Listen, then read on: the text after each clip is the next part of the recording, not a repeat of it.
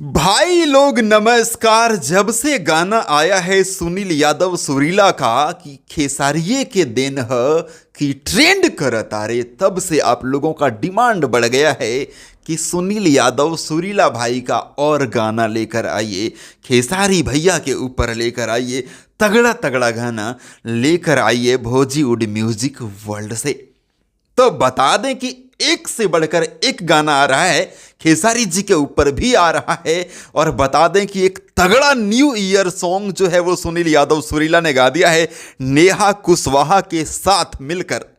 गाना का टाइटल है माल वो ही जिला के हिया।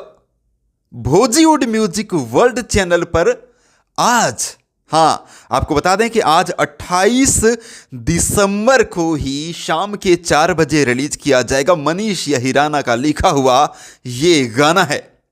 सुनील यादव सुरीला जी ने ही म्यूजिक बनाया है। इस गाना का बड़ा धाकड़ होने वाला है, वीडियो सॉन्ग होने वाला है, जबरदस्त होने वाला है, मजा आएगा आपको, तो तैयार रहिएगा।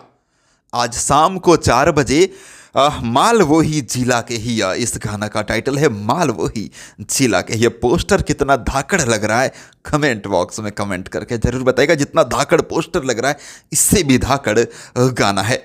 एक बात और कहना चाहूँगा कि आज सुबह भी मेरे दूसरे चैनल से एक गाना आ रहा है, मगही हब चैनल से, दीपक राज यादव जी के आवाज़ में और शिल्पी राज जी के आवाज़ में। ये देख सकते हैं आप पोस्टर।